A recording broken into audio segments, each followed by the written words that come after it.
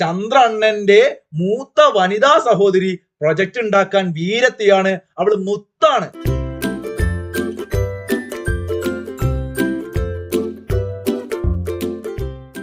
Striker കോച്ചിങ്ങിന്റെ എല്ലാ കൂട്ടുകാർക്കും പുതിയൊരു ക്ലാസ്സിലേക്ക് സ്വാഗതം. ഞാൻ നിങ്ങളുടെ ഷഹനാദാണ്. എന്തെല്ലാം കൂട്ടുകാരെ, എല്ലാവർക്കും സുഖാണോ? നന്നായിട്ട് പഠിക്കുന്നുണ്ടോ നിങ്ങള്? നോക്കൂ, നമ്മൾ ഇന്ന് പഠിക്കുന്നത് കറണ്ട് അഫയേഴ്സ് ആണ്. കറണ്ട് അഫയേഴ്സിൽ നമ്മൾ പ്രത്യേക കോഴ്സ് സ്റ്റാർട്ട് ചെയ്തിട്ടുണ്ട്. നിങ്ങൾ എഴുതാൻ പോകുന്ന ഏതൊരു PSC പരീക്ഷയ്ക്കും ഏറ്റവും പ്രധാനപ്പെട്ട ടോപ്പിക്കാണ് കറണ്ട് അഫയേഴ്സ്. 2023, 24, 22 പ്രധാനപ്പെട്ട വസ്തുതകൾ, അതുപോലെ ടോപ്പിക് വൈസ് ആയിട്ട് നമ്മൾ ക്ലാസ്സുകൾ തരികയാണ്. മന്ത്ലി വൈസ് ക്ലാസ് എല്ലാം ഉൾക്കൊള്ളിക്കുന്ന ഒരു കോഴ്സാണ്. അപ്പൊ ഈ ഒരു കോഴ്സിന്റെ ഭാഗമായിട്ട് നിങ്ങൾക്ക് ഇതിന്റെ എല്ലാം നോട്ട്, PDF നോട്ട് ഫ്രീ ആയിട്ട് ടെലഗ്രാം ചാനലിലൂടെ നൽകുന്നുണ്ട്. നമ്മുടെ ടെലഗ്രാം ചാനൽ നിങ്ങൾ ടെലഗ്രാം എടുത്തൊന്ന് സെർച്ച് ചെയ്താൽ മതി. സ്ട്രൈക്കർ PSC എന്ന് സെർച്ച് ചെയ്യുക. സ്ട്രൈക്കർ കോച്ചിങ് 2 ചാനലുകളുണ്ട്. അതിന്റെ ലിങ്ക് കമന്റിൽ പിൻ ചെയ്തിട്ടുണ്ടാവും. അപ്പൊ നിങ്ങൾ എന്ത് ചെയ്യുക, നന്നായിട്ട് നോട്ടുകളൊക്കെ എഴുതിയെടുത്ത് പഠിക്കുക. ഓക്കെ, നിങ്ങളുടെ അഭിപ്രായങ്ങളൊക്കെ കമന്റ് ചെയ്യുക. അതുപോലെ നമ്മുടെ ചാനൽ സബ്സ്ക്രൈബ് ചെയ്യാത്തവരുണ്ടെങ്കിൽ ചെയ്യണം. കാരണം എന്നാൽ മാത്രമേ നിങ്ങൾക്ക് എല്ലാ വീഡിയോയുടെയും നോട്ടിഫിക്കേഷൻ കിട്ടൂ. ആ ബെൽ ബട്ടൺ ഒന്ന് എനാബിൾ ചെയ്ത് വെക്കണേ, എന്നാൽ മാത്രമേ ലഭിക്കുകയുള്ളൂ. അപ്പം ക്ലാസ്സുകൾ ഇഷ്ടപ്പെട്ട ലൈക്ക് ചെയ്യാൻ മറക്കണ്ട. നമ്മൾ ഇന്ന് പഠിക്കുന്നത് സയൻസ് ആൻഡ് ടെക്നോളജിയാണ്. PSC പരീക്ഷകളിൽ ഈ കഴിഞ്ഞ അടുത്ത് നടന്ന പരീക്ഷകളൊക്കെ നിങ്ങൾ എടുത്തു നോക്കൂ. എല്ലാ ക്വസ്റ്റ്യൻ പേപ്പറിലും കാണുന്ന ഒരു ചോദ്യ മേഖലയാണ് ISROയുമായി ബന്ധപ്പെട്ട പദ്ധതികൾ. പ്രത്യേകിച്ച് ചന്ദ്രയാൻ ദൗത്യം, ആ ചന്ദ്രയാൻ 3ന്റെ വിക്ഷേപണത്തിന് ശേഷം ഇങ്ങോട്ട് നടന്ന PSC പരീക്ഷകളെല്ലാം ചന്ദ്രയാനെ കുറിച്ച് വിശദമായിട്ട് ചോദ്യങ്ങൾ 10-30ഓളം PYQ നമുക്ക് നോക്കാനുണ്ട്. അപ്പൊ അതുമായിട്ട് ബന്ധപ്പെട്ട മുഴുവൻ വസ്തുതകൾ നമ്മൾ ഇന്നത്തെ ക്ലാസ് പഠിക്കുകയാണ്. ഉറപ്പായിട്ടും ഈ ക്ലാസ് മുഴുവൻ പഠിച്ച് നിങ്ങൾക്ക് ഒരു മാർക്ക് ഷുവർ ആണ്. നേരിട്ട് ക്ലാസ്സിലേക്ക് കിടക്കുകയാണ്. തിങ്കൾ തുടിപ്പറിയാൻ ചന്ദ്രയാൻ 3 നമുക്ക് നോക്കാം. ചന്ദ്രയാൻ 3 എന്ന് പറയുമ്പോൾ മക്കളെ നോക്കൂ, ചന്ദ്രയാൻ 3 കണ്ടോ? ഈ ഒരു ചന്ദ്രയാൻ 3 വിക്ഷേപിച്ചത് 2023 ജൂലൈ മാസം 14 തീയതിയാണ്. നിങ്ങൾക്കറിയാം, 2023 ജൂലൈ മാസം 14 തീയതിയാണ് ചന്ദ്രയാൻ 3 വിക്ഷേപിച്ചത്. കൃത്യമായിട്ട് പഠിക്കണം, ജൂലൈ മാസം 14 തീയതി. ജൂലൈ 14 വിക്ഷേപിച്ച ചന്ദ്രയാൻ 3 ശ്രീഹരിക്കോട്ടയിൽ നിന്നാണ് വിക്ഷേപിച്ചത്. എവിടെ നിന്നാണ് വിക്ഷേപിച്ചത്? നമ്മുടെ ISROയുടെ വിക്ഷേപണ വാഹനമായ LVM-3 M4 മിഷൻ 4 ആണ് അല്ലെ. അപ്പൊ LVM-3 മിഷൻ 4 അഥവാ M4 എന്ന് പറയുന്ന വാഹനത്തിൽ നിന്നും നമ്മൾ ശ്രീഹരിക്കോട്ടയിൽ നിന്നാണ് വിക്ഷേപിച്ചത്. 2023 ജൂലൈ 14 LVM-3 M4 എന്ന് പറയുന്ന വിക്ഷേപണ വാഹനം ചന്ദ്രയാൻ 3നെ വഹിച്ചുകൊണ്ട് പോവുകയാണ് അല്ലെ. 2023 ഓഗസ്റ്റ് മാസം 5 ഡേറ്റ് ശ്രദ്ധിച്ചു പഠിക്കണം. ഓഗസ്റ്റ് 5 എന്ത് ചെയ്യുന്നു? ചന്ദ്രന്റെ ഭ്രമണ പഥത്തിൽ ചന്ദ്രന്റെ ഭ്രമണപഥത്തിൽ ചന്ദ്രയാൻ 3 എത്തിയത് എന്നാണ് ഡേറ്റ്? പഠിച്ചേ 2023 ഓഗസ്റ്റ് 5 ഈ ഡേറ്റ് അറിയാത്ത ആരും തന്നെ PSC പഠിക്കരുത്, അല്ലെങ്കിൽ PSC പരീക്ഷയ്ക്ക് പോകരുത്. കാരണം അത്രയേറെ ഇമ്പോർട്ടന്റ് ആയ ഒരു ഡേറ്റ് ആണ് ഓഗസ്റ്റ് 23. ആ ഡേറ്റ് ഈ അടുത്ത കാലത്ത് നമ്മുടെ കേന്ദ്ര സർക്കാർ എന്താക്കി? കേരളത്തിലും ഇന്ത്യയിലും ഒക്കെ നമ്മൾ ബഹിരാകാശ ദിനമായിട്ട് ആചരിക്കുക. ഇനി അങ്ങോട്ട് ഓഗസ്റ്റ് 23 അപ്പൊ ഓഗസ്റ്റ് 23 എന്ന് പറഞ്ഞൊരു ചരിത്ര ദിവസമായിട്ട് നമ്മുടെ ചന്ദ്രയാൻ 3 ചന്ദ്രന്റെ ഉപരിതലത്തിൽ ലാൻഡ് ചെയ്ത ആ ഡേറ്റ് ഓഗസ്റ്റ് 23 സോഫ്റ്റ് ലാൻഡിംഗ് നടത്തി. ദക്ഷിണ ധ്രുവത്തിൽ എവിടെയാണ്? ചന്ദ്രന്റെ ദക്ഷിണ ധ്രുവത്തിൽ സോഫ്റ്റ് ലാൻഡ് ചെയ്തത് 2023 ഓഗസ്റ്റ് 23 അതിനെക്കുറിച്ചുള്ള വിശദാംശങ്ങൾ നമുക്ക് പറയാനുണ്ട് കേട്ടോ. നോക്കൂ, LVM-3 M4 എന്ന് പറയുന്ന വെഹിക്കിളിന്റെ ഒരു പിക്ചർ ജസ്റ്റ് കൊടുത്തു എന്നുള്ളൂ, നിങ്ങൾക്കൊന്ന് പരിചയപ്പെടാൻ വേണ്ടി കേട്ടോ. അവിടെ പേലോഡ് എന്ന് പറയുന്ന ഏരിയ ഒക്കെ അവിടെ ഏറ്റവും ഫ്രണ്ട് തന്നെ കാണാം. ചന്ദ്രയാൻ 3യുടെ പേടകം, അതൊക്കെ ഒന്ന് ജസ്റ്റ് നോക്കുക. ഇവിടെ നമ്മൾ ചന്ദ്രയാൻ എന്ന് പറയുന്ന ഒരു ദൗത്യത്തെ വിക്ഷേപിച്ചു, അതിന്റെ കാര്യങ്ങൾ പറഞ്ഞല്ലോ. എന്തിനാണ് നമ്മൾ ഇത്തരത്തിൽ ചന്ദ്രനിലേക്ക് ഇങ്ങനെ പര്യവേഷണങ്ങൾ നടത്തുന്നത്? പ്രധാനപ്പെട്ട ലക്ഷ്യങ്ങൾ, ഒരുപാട് ലക്ഷ്യങ്ങളുണ്ട്. അതിനകത്ത് പ്രധാനപ്പെട്ട ഒബ്ജക്റ്റീവ്സ് ആയി ഞാൻ കൊടുത്തു നോക്കൂ. നിങ്ങള് ചന്ദ്രന്റെ ഉപരിതലത്തിൽ സുരക്ഷിതമായ സോഫ്റ്റ് ലാൻഡിംഗ് സാധ്യമാക്കൂ എന്ന് ബോധ്യപ്പെടുത്തുക. ലോകത്തെ ഈ പറയുന്ന സോഫ്റ്റ് ലാൻഡിംഗ് ചെയ്യാം, ചന്ദ്രന്റെ സുരക്ഷിതമായിട്ട് ചന്ദ്രനിൽ സോഫ്റ്റ് ലാൻഡിംഗ് ചെയ്യാം എന്ന് ബോധ്യപ്പെടുത്തുക. അതായിരുന്നു നമ്മുടെ ഈ ചന്ദ്രയാൻ 3ന്റെ പ്രധാനപ്പെട്ട ഒരു ലക്ഷ്യം. അത് നമ്മൾ പൂർത്തീകരിച്ചു. നമ്മൾ അവിടെ സോഫ്റ്റ് ലാൻഡ് ചെയ്തു. റോവർ, നമ്മൾ ഈ പറയുന്ന ചന്ദ്രയാനിൽ എന്തൊക്കെയുണ്ട് നമുക്ക് നോക്കാം. ആ ഒരു പേരാണ് റോവർ. നമുക്ക് എന്താണെന്ന് വിശദമായിട്ട് പഠിക്കാനുണ്ട്. റോവർ നിങ്ങൾ ഓൾറെഡി അറിയാം നിങ്ങൾക്ക് അല്ലെ. ആ റോവർ ചന്ദ്രനിൽ കറങ്ങുക, അതുപോലെ തന്നെ സഞ്ചരിക്കുക, അതെല്ലാം നമ്മൾ ലോകത്തെ കാണിക്കുക. അല്ലെങ്കിൽ നമുക്ക് അതിന്റെ കൊണ്ട് പല കാര്യങ്ങൾ പഠിക്കാനുണ്ട്. ചില ശാസ്ത്രീയ പരീക്ഷണങ്ങൾ നടത്തുക. ഇത്തരത്തിലുള്ള ചില ഉദ്ദേശങ്ങളായിരുന്നു ചന്ദ്രയാൻ 3ന്റെ പ്രധാനപ്പെട്ട ലക്ഷ്യങ്ങൾ. അപ്പൊ ഈ 3 പ്രധാനപ്പെട്ട ലക്ഷ്യങ്ങൾ നമ്മൾ നേടിയിട്ടുണ്ട്. ആ നേട്ടങ്ങൾ നമ്മൾ സ്വന്തമാക്കിയിട്ടുണ്ട് അല്ലെ. നോക്കൂ, അതിന്റെ ഇംഗ്ലീഷ് കൊടുത്തിട്ടുണ്ട്, താഴെ വായിച്ചു നോക്കുക. ഇവിടെ നോക്കൂ, അടുത്തൊരു പോയിന്റ്. അങ്ങനെ നമ്മൾ 2023 ഓഗസ്റ്റ് മാസം 23 ഓഗസ്റ്റ് 23 അല്ലെ, ആ ഒരു ഡേറ്റിൽ നമ്മൾ ചന്ദ്രൻ ലാൻഡ് ചെയ്തു പറഞ്ഞു. Soft landing. മകളെ, സോഫ്റ്റ് ലാൻഡിംഗ് നടത്തിയ ആ ഒരു പ്രദേശം, ചന്ദ്രനിൽ ചില ഗർത്തങ്ങളുണ്ട്. ആ ഗർത്തങ്ങളിൽപ്പെട്ട 2 പ്രദേശങ്ങൾക്ക് നടുവിലായിട്ടാണ് ഈ സോഫ്റ്റ് ലാൻഡിംഗ് നടത്തിയത്.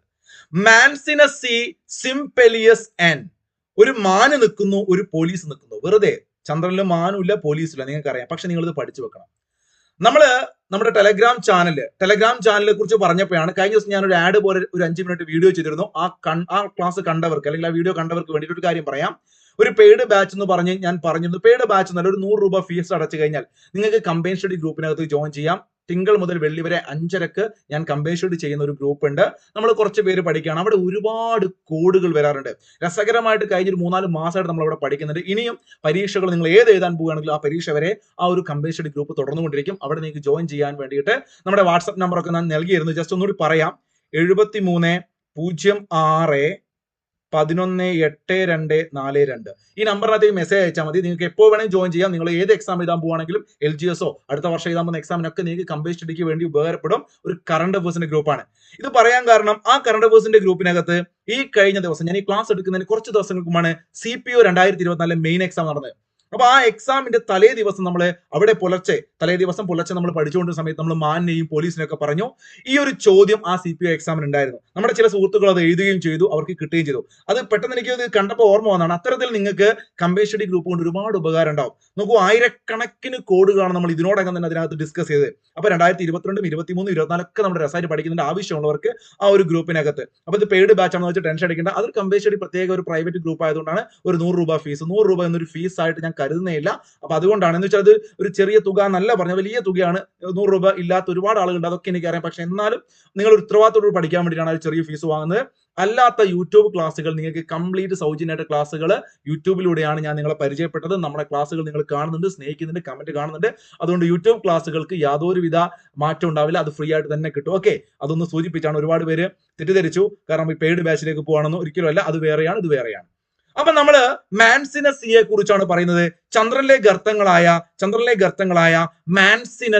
മാൻസിനസ് മാനിന്റെയും പോലീസിന്റെയും നടുക്ക് ആര് ലാൻഡ് ചെയ്തു?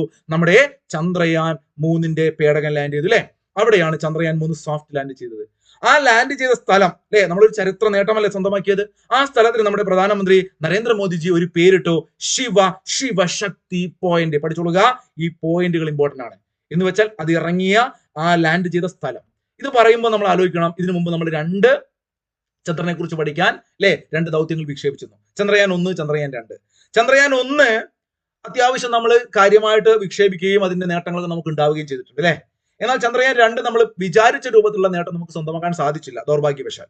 അപ്പൊ ചന്ദ്രയാൻ 1ന്റെ ഭാഗമായിട്ടുള്ള മൂൺ ഇമ്പാക്ട് പ്രോബ്, അതെന്താ നമുക്ക് അടുത്ത സ്ലൈഡിൽ വരുന്നുണ്ട്. ആ മൂൺ ഇമ്പാക്ട് പ്രോബ് എന്ന് പറയുന്ന ചന്ദ്രയാൻ 1ന്റെ ഭാഗമായ MIP അത് പതിച്ച ചന്ദ്രനിലെ പ്രദേശത്തെ നമ്മൾ വിളിക്കുന്നത് ജവഹർ പോയിന്റ് എന്നാണ്. ഇന്ത്യയുടെ ആദ്യത്തെ പ്രധാനമന്ത്രി പണ്ഡിറ്റ് ജവഹർലാൽ നെഹ്റു ആണല്ലോ. നെഹ്റുവിന്റെ പേരിലാണ് ചന്ദ്രയാൻ 1ന്റെ ആദ്യത്തെ ലാൻഡ് ചെയ്ത സ്ഥലം ജവഹർ പോയിന്റ്. ഇഷ്ടപ്പെട്ട് പഠിച്ചേ, സെറ്റ് അല്ലേ, ജവഹർ പോയിന്റ്. എന്നാൽ ചന്ദ്രയാൻ 2 അത്യാവശ്യം നമ്മൾ പ്രതീക്ഷയോടുകൂടി വിക്ഷേപിച്ചെങ്കിലും അത് തകർന്നു പോയി, തരിപ്പണായി പോയി അല്ലെ.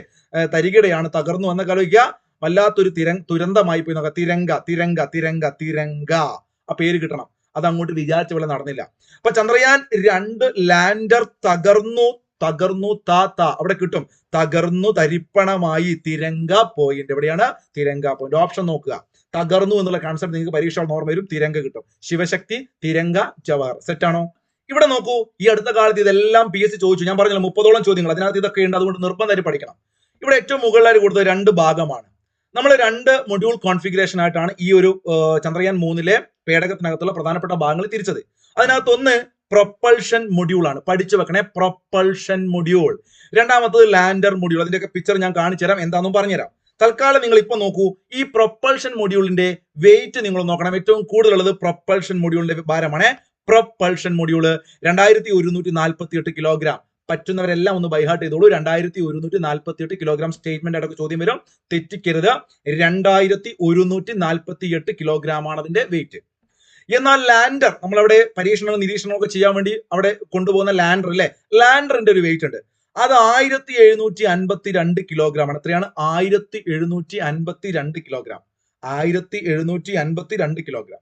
2148 കിലോഗ്രാം. ഇവിടെ ലാൻഡറിന്റെ ഉള്ളില് നോക്കൂ, അവിടെ ഏറ്റവും പ്രധാനപ്പെട്ട് നമ്മൾ അയക്കുന്ന ഒരു പേലോഡ് എന്ന് പറയുന്ന സംവിധാനത്തെ കുറിച്ച് നമുക്ക് പറയാം. അപ്പൊ നമ്മൾ അയക്കുന്ന ഒരു ഭാഗമാണ് റോവർ. ലാൻഡറിന്റെ ഉള്ളിൽ നിന്നും ആ റോവർ ഇറങ്ങി വരുന്ന ചിത്രമൊക്കെ നിങ്ങൾ കണ്ടിട്ടുണ്ടാവില്ലേ TVയില്. അപ്പൊ റോവർ ഉണ്ട്, അത് ലാൻഡറിന്റെ ഉള്ളിലാണ് ഉണ്ടാവുക. അപ്പൊ നോക്കൂ, ലാൻഡറിന്റെ ആകെ ഭാരം 1752 കിലോഗ്രാം ആണെങ്കിൽ റോവറിന്റെ ഭാരം വെറും 26 കിലോഗ്രാം ആണ്. എന്താണ്? Rover rover rover over over അല്ല, റോവർ. 26 എന്ന് പറയുമ്പോൾ കൂട്ടുകാരെ ഞാൻ ഒരു ചോദ്യം ചോദിക്കട്ടെ. 2023 അർജുന അവാർഡുകൾ പ്രഖ്യാപിച്ചിരുന്നു. 23 അവാർഡ് ഈ കൊല്ലമാണ്, 24 പ്രഖ്യാപിച്ചത്. അപ്പൊ 2023 അർജുന പുരസ്കാരങ്ങൾ കേരളത്തിലെ താരങ്ങൾക്ക് ഉൾപ്പെടെ കിട്ടിയിട്ടുണ്ട്.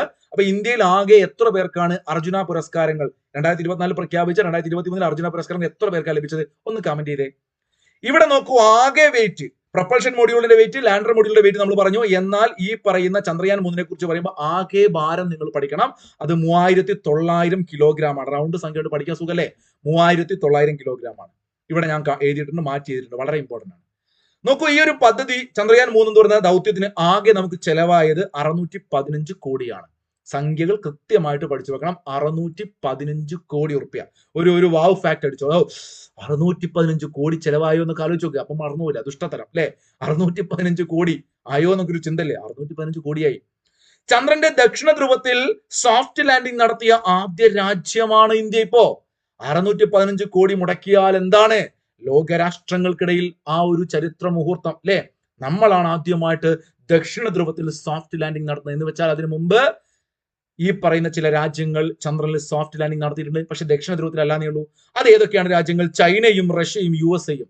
അപ്പൊ ദക്ഷിണ ധ്രുവത്തിൽ ആദ്യമായിട്ട് സോഫ്റ്റ് ലാൻഡിംഗ് നടത്തിയത് ഇന്ത്യ ആണെങ്കിൽ ചന്ദ്രനിൽ നമുക്ക് മുമ്പ് സോഫ്റ്റ് ലാൻഡിംഗ് നടത്തിയത് റഷ്യയുണ്ട്, അമേരിക്കയുണ്ട്, ചൈനയുണ്ട്. സ്വാഭാവികമായിട്ട് ഈ 3 രാജ്യങ്ങൾ. ഞാൻ നേരത്തെ പറഞ്ഞ പോയിന്റാണ്. ദേശീയ ബഹിരാകാശ ദിനം August 23 പഠിച്ചോളുക. ഇതാണ് ഈ കാണുന്ന അതിന്റെ ഒരു പിക്ചർ. റോവർ കണ്ട നിങ്ങൾ?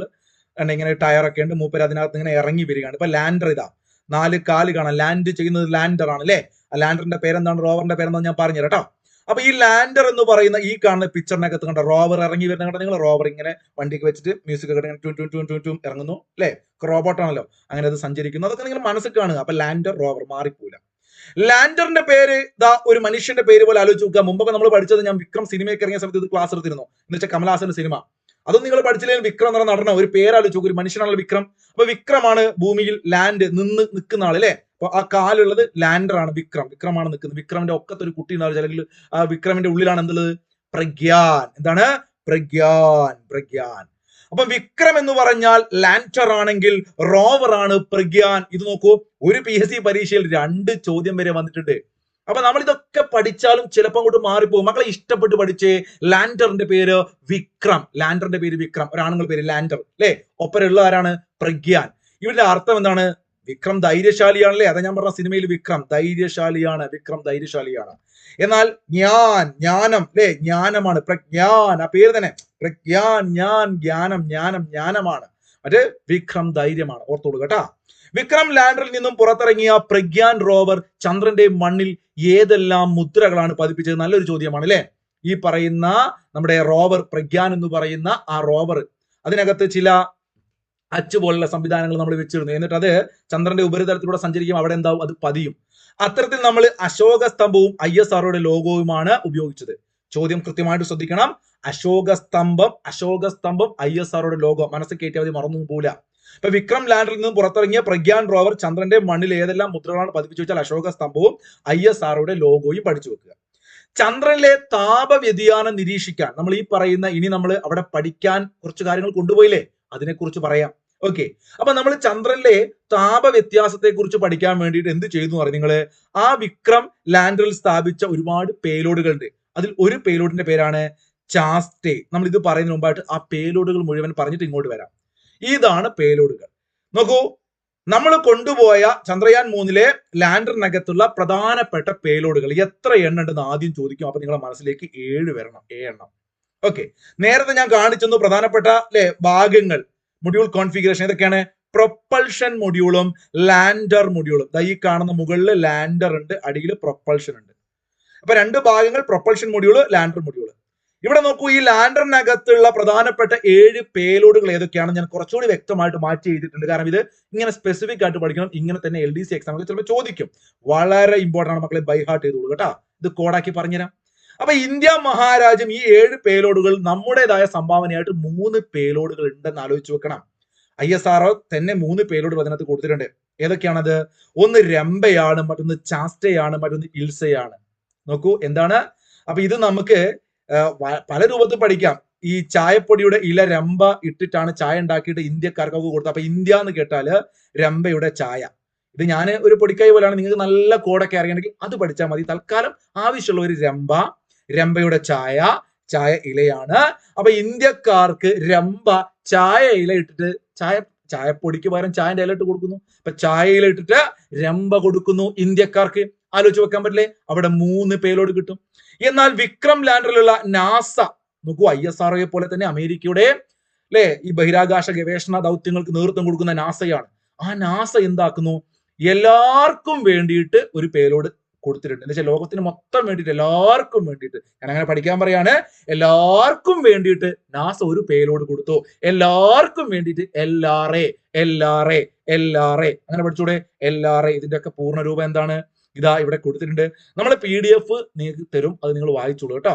ലേസർ കണ്ടോ, instrument, Chandra surface, radio anatomy. സമയമില്ലാത്തതുകൊണ്ട് ഞാനത് പറയുന്നില്ല, കാരണം ഇത് പറഞ്ഞു പഠിപ്പിക്കൽ എന്നെ കൊണ്ട് പ്രാക്ടിക്കൽ അല്ല. നിങ്ങൾ വായിച്ചു നോക്കുക, PDF നോക്കിയിട്ട് കേട്ടോ. അപ്പൊ നിങ്ങളിത് തീർച്ചയായിട്ടും വായിച്ചു പഠിക്കണം. ഡിഗ്രി ലെവൽ എക്സാമിന് പോകുന്നവർ നിർബന്ധമായിട്ടും ഇതിന്റെ പൂർണ്ണ പേരുകൾ പഠിക്കണം. അപ്പൊ തൽക്കാലം ഞാൻ ചുരുക്കി പറയാണ്, രമ്പ, ചാസ്റ്റ്, ഇൽസ എന്നുള്ള ഇല കിട്ടും. എല്ലാവർക്കും വേണ്ടിയിട്ട് LRA നാസ. അങ്ങനെയാണെങ്കിൽ റോവറിൽ 2 പേലോഡുകൾ ഏതൊക്കെ മക്കളെ? റോവർ, ഈ പറയുന്ന റോവറിൽ 2 പേലോഡ് ഉണ്ട്. അപ്പൊ റോവർ എന്ന് കേൾക്കുമ്പോൾ നോക്കൂ, റവ എന്ന് ആലോചിക്കാം. പേലോഡുകളെ കുറിച്ചാണ് പറഞ്ഞിട്ടോ. എന്താണ്? പേ എന്ന് വെച്ചാൽ പേ ചെയ്യല്ലേ. അപ്പൊ റവക്ക് നമ്മൾ പേ ചെയ്ത് കഴിഞ്ഞിട്ട് നമ്മൾ എന്ത് ചെയ്യാ? റവയുടെ കൂടെ വേണേ അപ്പം കഴിച്ചു നിങ്ങൾ. അപ്പവും റവയും നമ്മൾ ലിപ്പ് ഉപയോഗിച്ച് തിന്നുന്നോ? പൈസ കൊടുത്തിട്ട് പേ കൊടുത്തിട്ട് നമ്മൾ വാങ്ങിക്കഴിഞ്ഞാൽ റവ, റോവർ, അപ്പെക്സ് വേറെ കോഡുണ്ട്, എനിക്കിപ്പോ ഓർമ്മയില്ല. നമ്മുടെ ടെലഗ്രാം ചാനലിലെ പിള്ളേർ അന്ന് വേറൊരു കോഡ് പറഞ്ഞ് ഞാൻ മറന്നുപോയി.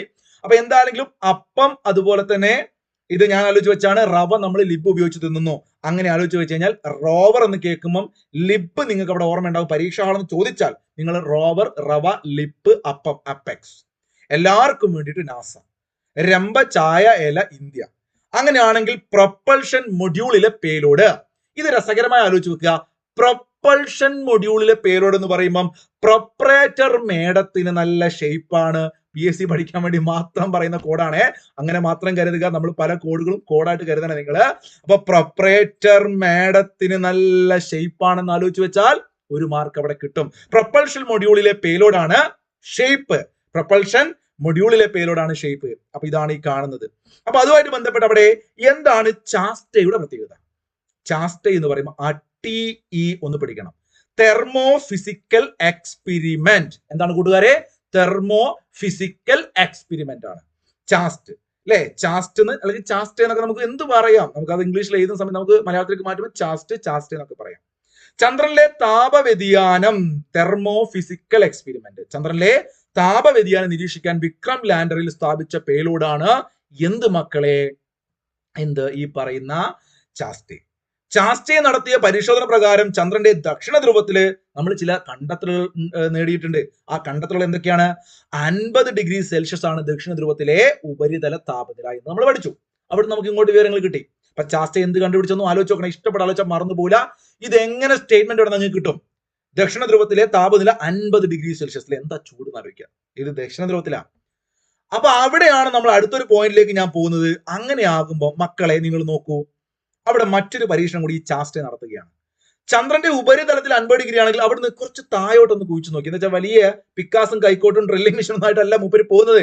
ചാസ്റ്റയെ കുറിച്ചാ പറയുന്നത് കേട്ടോ. മൂപ്പരാള് ചെറുങ്ങനെ ഒന്ന് ജസ്റ്റ് ഒന്ന് കുഴിച്ചു. എന്ന് വെച്ചാല് 8 സെന്റിമീറ്റർ കുഴിച്ചു ആഴത്തിലേക്ക്. അപ്പൊ അവിടുത്തെ താപനില കണ്ട് ഞെട്ടിപ്പോയി. നോക്കൂ, വീണ്ടും മണ്ടടിക്കട്ടെ. എത്രയാണ്? 10°C ആയിട്ട് അത് കുറഞ്ഞു. ഉപരിതലത്തിൽ 50° ആണെങ്കിൽ 8 സെന്റിമീറ്റർ താഴോട്ട് പോയ സമയത്ത് അവിടെ 10° ആയിട്ട് കുറഞ്ഞു. അങ്ങനെ ഒന്ന് ആലോചിച്ചൂടെ? അപ്പൊ നിങ്ങളുടെ മനസ്സിൽ ചന്ദ്രനെ, നമ്മുടെ അമ്പിളിമാമനെ കുറിച്ചാ പറയുന്നതേ.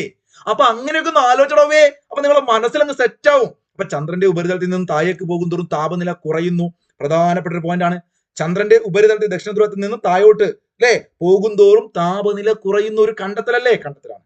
അവിടെ നോക്കൂ, 2021 ആഗസ്റ്റിൽ ചന്ദ്രയാൻ 3ന്റെ പ്രഗ്യാൻ റോവർ ചന്ദ്രനിൽ നിന്ന് ഏത് മൂലകത്തിന്റെ സാന്നിധ്യമാണ് ആദ്യമായി തിരിച്ചറിഞ്ഞത്? ഇതിനു മുമ്പ് ചൈനയും റഷ്യയും അമേരിക്കയും ഒക്കെ അവിടെ പരീക്ഷണങ്ങൾ നടത്തിയ സമയത്ത് പല മൂലകങ്ങൾ കണ്ടെത്തിയിട്ടുണ്ട് ചന്ദ്രനിൽ നിന്നും. അപ്പൊ നമ്മൾ ചന്ദ്രയാൻ 3 വിക്ഷേപിച്ചപ്പോൾ നമ്മളൊരു പ്രധാനപ്പെട്ട നേട്ടമായിട്ട് നമ്മൾ കരുതുന്നത് ഒരുപാട് മൂലകങ്ങൾ നമ്മളുടെ ദൗത്യം തിരിച്ചറിഞ്ഞു. ആ കൂട്ടത്തിൽ സൾഫർ വളരെ ഇമ്പോർട്ടന്റ് ആണ്. സൾഫർ ചന്ദ്രനെ കുറിച്ച് പറയുമ്പോൾ, ചന്ദ്രയാൻ 3 കുറിച്ച് പറയുമ്പോൾ ആ 8 സെന്റിമീറ്റർ താഴോട്ട് പോയാൽ 10 ഡിഗ്രി സെൽഷ്യസും ഉപരിതലത്തിൽ 50 ഡിഗ്രി സെൽഷ്യസും ശാസ്ത്രയെ കുറിച്ചും പഠിച്ചു. അതോടൊപ്പം നിങ്ങൾ ആലോചിക്കുക, സൾഫർ എന്ന് പറയുന്ന മൂലകത്തെ കണ്ടെത്തി. നോക്കൂ, അവിടെ ലേസർ കിരണങ്ങൾ ഉപയോഗിച്ചുകൊണ്ട് വേർതിരിച്ചറിഞ്ഞ മറ്റു മൂലകങ്ങളുണ്ട്. അതാണ് മക്കളെ അലൂമിനിയം, കാൽഷ്യം, ഇരുമ്പ്, oxygen, chromium, silicon, titanium, manganese. കോഡൊന്നും ഞാൻ ആക്കുന്നില്ല, കോഡൊക്കെ ഉണ്ട്, സമയമില്ല. വീഡിയോയുടെ ലെങ്ത് നീളുമ്പോൾ നിങ്ങൾ കാണുന്നില്ല, അതുകൊണ്ടാണ്. അപ്പൊ അലൂമിനിയം, കാൽസ്യം, ഇരുമ്പ്, oxygen, chromium, silicon, titanium, manganese എഴുതി പഠിച്ചോളുക. ഈ കാണുന്ന ഒരു പിക്ചർ കാണുമ്പോൾ നമുക്ക് കുറച്ചുകൂടി ഇതൊക്കെ ഒരു എന്താ പറയാ ഇഷ്ടം തോന്നും. കാരണം എന്താണ്, നമ്മൾ ഈ പഠിക്കുന്ന കാര്യങ്ങളൊക്കെ ഇതിനുള്ളിലാ. ഈ കാണുന്ന ലാൻഡറിലെ അതുപോലെ റോവർ, അതിന്റെയൊക്കെ പിക്ചർ കാണുമ്പോൾ റോവറിന്റെ അകത്തൊക്കെ എന്തൊക്കെ സാധനങ്ങളല്ലേ, വെറുതെ ഒന്ന് കണ്ടു നോക്കുക കേട്ടോ. ഇനിയാണ് നമുക്ക് പ്രധാനപ്പെട്ട PSCയുടെ PYQ ഏരിയയിലേക്ക് പോകണം. എന്ന് വെച്ചാൽ PSC എപ്പോഴും ചോദിക്കാറുണ്ട്, ചന്ദ്രയാൻ 1ന്റെ പ്രൊജക്ട് ഡയറക്ടർ ആരായിരുന്നു, 2ന്റേത്, 3ന്റെ ചോദിക്കാറുണ്ട്. അപ്പൊ 2ന്റെ പ്രൊജക്ട് ഡയറക്ടറെ കുറിച്ച് ഞാൻ പറഞ്ഞപ്പോൾ എനിക്ക് കോഡ് ഓർമ്മ വന്നത്, നമ്മുടെ സുഹൃത്തുക്കൾ പറഞ്ഞ ഞാൻ കോഡ് മാറ്റിയതാണ്. ചന്ദ്രന്റെ മൂത്ത വനിത പെങ്ങളെ, അവള് പ്രൊജക്ട് ഉണ്ടാക്കാൻ നല്ല വീരത്തിയാണ്, നല്ല മുത്തു പോലെ പ്രൊജക്ട് ഉണ്ടാക്കും. അപ്പോ ചന്ദ്രന്റെ മൂത്ത വനിത സഹോദരിയാണ് പ്രൊജക്ട് ഉണ്ടാക്കി കൊടുക്കുക. അവള് നല്ല വീരത്തിയാണ്, നല്ല കിടിലനായിട്ട് ഉണ്ടാക്കും, നല്ല മുത്തു പോലെ ഉണ്ടാക്കും അല്ലെ. നോക്കൂ, അവള് വല്ലാത്തൊരു വീരത്തിയാണെന്ന് ആലോചിക്കുക അല്ലെ, അടിപൊളിയാണെന്ന് ആലോചിക്കുക. അപ്പൊ നോക്കൂ, വീരമുത്തുവേൽ, വീരത്തിയാണ്, മുത്താണ്, ചന്ദ്രന്റെ മൂത്ത വനിത സഹോദരി. അപ്പൊ ചന്ദ്രന്റെ ആദ്യം എന്ന് വെച്ചാൽ രണ്ടാമത്തെ ചന്ദ്രയാൻ 2ന്റെ പ്രൊജക്ട് ഡയറക്ടർ ആരാണ്, മുത്തയ്യ വനിതയാണ്. അത് മുത്തയ്യ വനിതയാണെങ്കിൽ ഇപ്പം വീരമുത്തുവേലാണ്, മറന്നു പോവണ്ട. മുത്തയ്യ വനിത, വീരമുത്തുവേൽ, രണ്ടിലും മുത്തുണ്ട് അല്ലെ. മുത്തുണ്ട് ആലോചിച്ച, രണ്ടിലും മുത്തുണ്ട്. ഓക്കെ, ഇപ്പൊ പ്രൊജക്ട് മുത്താണ്, സെറ്റ് അല്ലേ. ഇവിടെ ഒരു മുത്തുണ്ട്, അവിടെ മുത്തയ്യന്റെ മുത്തുണ്ട് അല്ലെ. നമുക്ക് അടുത്ത് പറയാം. അങ്ങനെയാണെങ്കിൽ ഡെപ്യൂട്ടി ഡയറക്ടർ ആരാണ് മക്കളെ, കെ കൽപ്പനയാണ്. ഇത് പി വീരമുത്തുവേൽ ഇതാട്ടോ. മുത്തയ്യ വനിത ഒരു സ്ത്രീയാണ്, നമുക്കത് കാണിച്ചു തരാം ഞാന്. അപ്പൊ ഇത് പി വീരമുത്തുവേലാണ് ചന്ദ്രയാൻ 3ന്റെ പ്രൊജക്ട് ഡയറക്ടർ. ഇമ്പോർട്ടന്റ് ആണ്, പഠിച്ചു കൊടുക്കുക. കെ കൽപ്പന, ഇവിടെ മാഡത്തിന്റെ ഫോട്ടോ കാണാം. ഇവരാണ് ഡെപ്യൂട്ടി ഡയറക്ടർ. കെ കൽപ്പന ഡെപ്യൂട്ടി ഡയറക്ടറാണ്. മിഷൻ ഡയറക്ടർ നോക്കൂ, എസ് മോഹൻ കുമാർ. ആരാണ്, എസ് മോഹൻ കുമാർ. അവിടെ ഞാൻ ഒരു ചോദ്യം ചോദിക്കട്ടെ, താനൂർ ബോട്ടപകടത്തെ കുറിച്ച് അന്വേഷിക്കാൻ ഒരു ജുഡീഷ്യൽ അന്വേഷണ കമ്മീഷനെ നിയോഗിച്ചിരുന്നു. ഏതായിരുന്നു ആ ജുഡീഷ്യൽ അന്വേഷണ കമ്മീഷൻ? ഒന്ന് കമന്റ് ചെയ്തേ. ഒരുപാട് മോഹൻ കുമാർമാർ നമുക്ക് പഠിക്കാനുണ്ട്. സാഹിത്യകാരൻ മോഹൻ കുമാറിനെ പഠിക്കാനുണ്ട്. ഇപ്പൊ ഞാൻ ചോദിച്ച ഒരു ജുഡീഷ്യൽ കമ്മീഷൻ ഉണ്ട്, അതൊക്കെ മാറിപ്പോകാതെ പഠിക്കണം. ഇതിന്റെ ഇനീഷ്യൽ എന്താണ്? എസ്. കാരണം എസ് മോഹൻ കുമാർ, എസ് സോമനാഥ്. എന്താണ്? എസ് സോമനാഥ്. പഠിച്ചോളുക. എസ് സോമനാഥ് ആണ് ഇസ്രോയുടെ ചെയർമാൻ. എല്ലാവർക്കും അറിയാം. നിലാവ് കുടിച്ച സിംഹങ്ങൾ ഇദ്ദേഹത്തിന്റെ കൃതിയല്ലേ, നമ്മൾ പഠിച്ചില്ലേ. അപ്പൊ എസ് സോമനാഥ് ഇസ്രോയുടെ ചെയർമാൻ ആണ്. ആലോചിച്ച് വെക്കുക. ഈ ഒരു മിഷൻ നമ്മൾ വിക്ഷേപിച്ചു അല്ലെ. അതുമായി ബന്ധപ്പെട്ടുകൊണ്ട് സാറ്റലൈറ്റ് സെന്റർ ഉണ്ടാവും. നിങ്ങൾ സാറ്റലൈറ്റ് സെന്റർ കാണാറില്ലേ, ടിവിക്ക് അകത്ത് കാണാറുണ്ട് അല്ലെ. അപ്പൊ കൗണ്ട് ഡൗൺ ഒക്കെ ചെല്ലുന്ന സമയത്ത് അപ്പൊ അവിടെ സാറ്റലൈറ്റ് സെന്ററിന്റെ ഡയറക്ടർ എം ശങ്കരനാണ്. ആലോചിക്കുക. സാറ്റലൈറ്റ് ആരാണ്? എം ശങ്കരനാണെന്ന് കൂടി പഠിച്ചു വെക്കുക. എം ശങ്കരനാണ്. അപ്പൊ മക്കളെ, ഈ വിക്രം ലാൻഡർ അതല്ലെങ്കിൽ റോവറിനെ കുറിച്ചൊക്കെ നമ്മൾ പഠിച്ചല്ലോ. നമ്മൾ ചന്ദ്രയാൻ 3നെ കുറിച്ച്, അതിന്റെ പ്രധാനപ്പെട്ട തലപ്പത്തിരിക്കുന്ന ആളുകളെ കുറിച്ചും പഠിച്ചു. അവിടെ ചേർത്ത് പഠിക്കേണ്ട കുറച്ച് കാര്യങ്ങൾ കൂടിയുണ്ട്. വിക്രം ലാൻഡറിനെ, നമ്മൾ ആ ലാൻഡറിനെ ചന്ദ്രന്റെ ഉപരിതലത്തിൽ ഇറക്കി എന്ന് പറഞ്ഞല്ലോ. അവിടെ ഇറക്കിയത് നമ്മൾ ജസ്റ്റ് ഒന്ന് ഉയർത്തി. നമ്മൾ ഒരു പ്രധാനപ്പെട്ട നമ്മുടെ ലക്ഷ്യം നേടി. അപ്പൊ നമുക്ക് ഇന്ത്യക്ക് കുറച്ചുകൂടി ആവേശമായി. നമ്മൾ ഒരു സ്റ്റെപ്പ് കൂടി അധികം നമ്മൾ വെക്കാൻ നോക്കി. എന്താണത്? ആ ഇറക്കിയ സ്ഥലത്ത് നിന്ന് നമ്മൾ ജസ്റ്റ് ഒന്ന് ഉയർത്തി. ഒരുപാടൊന്നും ഉയർത്തിയില്ല, ജസ്റ്റ് എത്രയാണ് ഉയർത്തിയത്? ഒരു 40 സെന്റിമീറ്റർ. ഒരു 40 സെന്റിമീറ്റർ നമ്മൾ ഉയർത്തി. ഓക്കെ, എന്നിട്ട് എന്ത് ചെയ്തു? ഒരു 30 സെന്റിമീറ്റർ നമ്മൾ എന്ത് ചെയ്തു? കുറച്ച് മാറിയിട്ട് അതവിടെ വീണ്ടും ലാൻഡ് ചെയ്യിപ്പിച്ചു. ഇങ്ങനെ നമ്മള് ചന്ദ്രന്റെ ഉപരിതലത്തിൽ നിന്നും ലാൻഡറിനെ വീണ്ടും ഉയർത്തി, വീണ്ടും അത് സോഫ്റ്റ് ലാൻഡിംഗ് നടത്തി. അതൊരു വലിയൊരു നേട്ടമാണ്. അതിൽ നമ്മൾ വിജയിച്ചു. ആ ഒരു പരീക്ഷണം നമ്മൾ ഹോപ്പ് എന്ന് വിളിക്കാറുണ്ട്. എന്താണ്? Hope experiment. ഹോപ്പ് നമ്മുടെ പ്രതീക്ഷയല്ലേ. അപ്പൊ ഹോപ്പ് എന്ന് പറഞ്ഞുകൊണ്ട് നമുക്ക് വേറെ ചില കാര്യങ്ങൾ ലോകത്ത് പഠിക്കാനുണ്ട്. ആമസോൺ കാടുകളിലേക്ക് നമുക്ക് പോകാനുണ്ട്. കേരളത്തിൽ പദ്ധതികൾ പഠിക്കാനുണ്ട്. ഹോപ്പ്. അപ്പൊ അത് മറന്നു പോകേണ്ട. ഹോപ്പ് എന്നുള്ള പേര് ഇവിടെ വിക്രം ലാൻഡറിനെ നമ്മൾ ചന്ദ്രന്റെ ഉപരിതലത്തിൽ നിന്ന് ഉയർത്തിയിട്ട് വീണ്ടും മാറ്റി ലാൻഡ് ചെയ്യിച്ച ആ ഒരു ദൗത്യത്തിൽ നമ്മൾ ഹോപ്പ് എക്സ്പെരിമെന്റ് എന്ന് വിളിക്കാറുണ്ട്. ഹോപ്പ് എക്സ്പെരിമെന്റ് കേട്ടോ. യെസ്, അതൊന്നുകൂടി ഓർത്ത് വെച്ചോളുക. ലാൻഡറിന്റെ ആദ്യ പരീക്ഷണ ലാൻഡിംഗ് നടത്തിയത് എന്ന് വെച്ചാൽ, ഇത് ഇങ്ങനെയൊക്കെ നമ്മൾ ചന്ദ്രനിലേക്ക് നേരിട്ട് കൊണ്ടുപോയി ഒറ്റയടിക്ക് ലാൻഡ് ചെയ്തല്ല. നമ്മൾ ഈ ലാൻഡർ ആദ്യം ഇന്ത്യയിൽ ഒന്ന് പരീക്ഷിക്കാൻ വേണ്ടിയിട്ട് ചെയ്തു നോക്കിയിരുന്നു, ലാൻഡ് ചെയ്യിപ്പിച്ചിരുന്നു. അങ്ങനെ നമ്മൾ ആദ്യമായിട്ട് ലാൻഡറിനെ പരീക്ഷണ ലാൻഡിംഗ് നടത്തിയത് തമിഴ്നാട്ടിലെ നാമക്കലാണ്. അപ്പൊ നമ്മൾ ലാൻഡ് ചെയ്യണമെങ്കിൽ നമ്മൾ ഭൂമി തൊട്ടില് ലാൻഡ് തൊട്ടിൽ ഇങ്ങനെ നമിക്കാറില്ലേ. അമ്മയെ രക്ഷിക്കണേ, അല്ലെങ്കിൽ അല്ലെ അച്ഛൻ അനുഗ്രഹിക്കണേ പറഞ്ഞ് നമ്മൾ നമിക്കാറില്ല, ഞാൻ ആലോചിക്കുക. അപ്പൊ നാമക്കൽ, തമിഴ്നാട്ടിലാണ് നാമക്കൽ എന്നറിയാലോ. അപ്പൊ നോക്കൂ, ലാൻഡറിനെ ലാൻഡ് ചെയ്യിപ്പിച്ച സ്ഥലം ആദ്യമായിട്ട് നമിക്കുക അല്ലെങ്കിൽ നാമക്കൽ. അപ്പൊ ലാൻഡറിന്റെ ആദ്യ പരീക്ഷണ ലാൻഡിംഗ് നടത്തിയ തമിഴ്നാട്ടിലെ നാമക്കലാണെന്ന് പഠിച്ചു നോക്കുക. ഇനിയാണ് പ്രധാനപ്പെട്ട ചില മെസ്സേജുകൾ പറയാനുള്ളത്. കാരണം ഇങ്ങോട്ട് മൂപ്പര് കുറച്ച് കാര്യങ്ങൾ അയച്ചിട്ടുണ്ട്, നമ്മൾ അങ്ങോട്ട് വിട്ടല്ലോ. ഇപ്പം പ്രഗ്യാൻ അല്ലെങ്കിൽ വിക്രം എന്നൊക്കെ നമ്മൾ പഠിക്കുമ്പം ഈ ചങ്ങാതിമാര് നമുക്ക് ഇങ്ങോട്ട് ചില മെസ്സേജുകൾ തന്നല്ലേ നമുക്ക് ഇതൊക്കെ ഇവിടെ കിട്ടൂ. അങ്ങനെ നമ്മുടെ ചന്ദ്രയാൻ 3ന്റെ യാത്രയില് ആ ചന്ദ്രയാൻ 3 ഭ്രമണപഥത്തിൽ എത്തിയ ശേഷം, ചന്ദ്രന്റെ ഭ്രമണപഥത്തിൽ എത്തി. അപ്പൊ ആദ്യമായിട്ട് അയച്ച സന്ദേശം എന്താ നിങ്ങൾക്ക്? ഐ ഫീൽ ലൂണാർ ഗ്രാവിറ്റി, ഞാൻ ചന്ദ്രന്റെ ഗുരുത്വാകർഷണം അനുഭവിക്കുന്നു. എന്തൊക്കെയാ, സുഖല്ലേ സോമേട്ടാന്ന് വിളിച്ചു ചോദിച്ചല്ല, ഞാനിവിടെ ചന്ദ്രന്റെ ഗുരുത്വാകർഷണം അനുഭവിക്കുന്നുള്ള ഫസ്റ്റ് മെസ്സേജ് വരുന്നു. അതൊന്ന് പഠിച്ചു നോക്കണം, ഇഷ്ടപ്പെട്ട് വായിച്ചാൽ കിട്ടും. ലാൻഡിംഗ് നടത്തിയ ശേഷം എന്തായിരുന്നു ഫസ്റ്റ് സന്ദേശം? ഇന്ത്യ, ഞാൻ എന്റെ ലക്ഷ്യസ്ഥാനത്ത് എത്തിയിരിക്കുന്നു. നീയും അല്ലെ, ഇന്ത്യയെ കൂട്ടിച്ചേർക്കുകയാണ്, നീയും എത്തിയിരിക്കുന്നു, നമ്മൾ അച്ചീവ് ചെയ്തിരിക്കുന്നു അല്ലേ? യെസ്. അപ്പോ ഇന്ത്യ, ഞാൻ എന്റെ ലക്ഷ്യസ്ഥാനത്ത് എത്തിയിരിക്കുന്നു, നീയും എന്നാണ് ഈ പറയുന്ന ഫസ്റ്റ് സന്ദേശം ലാൻഡ് ചെയ്ത ശേഷം. അതും പഠിക്കുക. ഇനി മക്കളെ, നമ്മൾ ചന്ദ്രയാൻ 3 ഇത്രയും വിശദമായിട്ട് പഠിച്ചുകൊണ്ട് ചന്ദ്രയാൻ 1നെ കുറിച്ച് കുറച്ച് കാര്യങ്ങൾ നോക്കാം. പെട്ടെന്ന് ഞാൻ പറയാം. SCERT അകത്തൊക്കെയുള്ള കാര്യമാണ്. PSC എത്ര തവണ ചോദിച്ചു എനിക്ക് തന്നെ ഒരു ഐഡിയ ഇല്ല. 100-ലധികം തവണ PSC റിപ്പീറ്റ് ചെയ്യുന്ന PYQ ആണ് ചന്ദ്രയാൻ 1 വിക്ഷേപിച്ചത്. എല്ലാവർക്കും അറിയാം. 2008 ഒക്ടോബർ 22 ഡേറ്റ് വളരെ ഇമ്പോർട്ടന്റ്. ഡേറ്റ് തിരിച്ചു കൊടുക്കും. 2008 ജൂലൈ 14 ഉണ്ടാവും. 2008 ഒക്ടോബർ 22 ശ്രീഹരിക്കോട്ടയിൽ നിന്നാണ് വിക്ഷേപിച്ചത്. നേരത്തെ ചന്ദ്രയാൻ 3 പഠിച്ചു. LVM-3 അല്ലേ ആണെങ്കിൽ ഇവിടെ PSLV C11 Chandrayaan 1 PSLV C11 Chandrayaan 1. 1380 kilogram wait. നേരത്തെ 3900 കിലോഗ്രാം പഠിച്ചു, ഓർമ്മയുണ്ടല്ലോ? ഓർമ്മയുണ്ട്.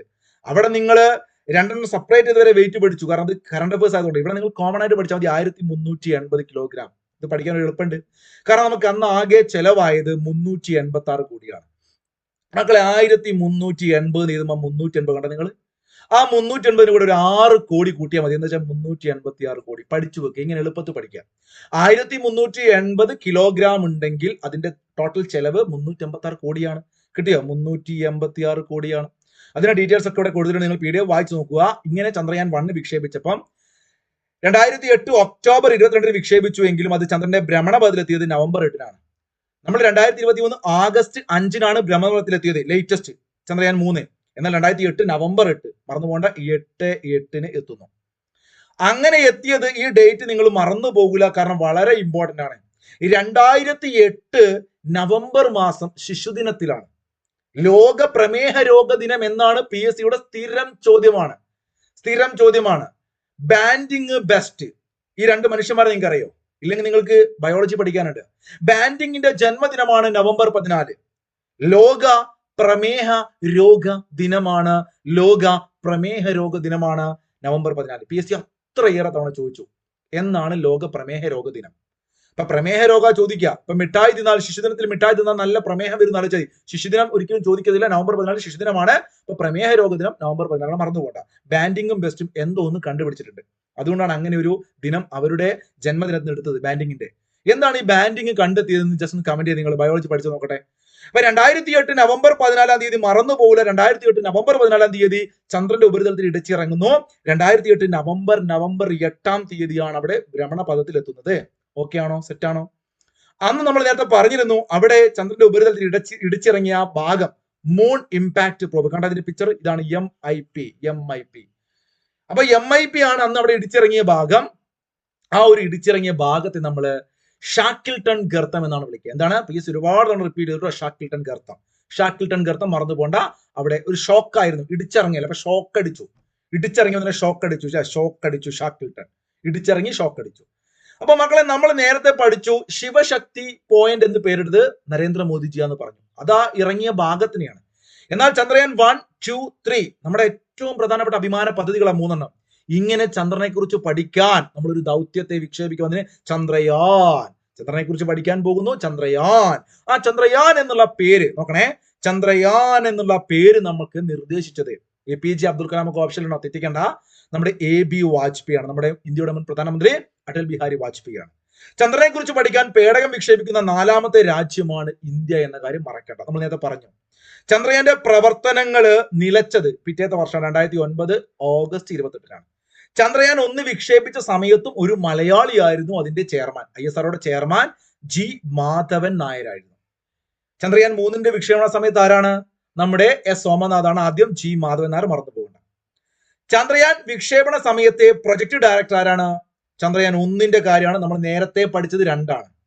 അപ്പൊ അണ്ണൻ എന്ന് പഠിച്ചു വെച്ചാൽ അവിടെ നിങ്ങൾക്ക് കോഡ് കിട്ടും. എന്താണ് ആ കോഡ്?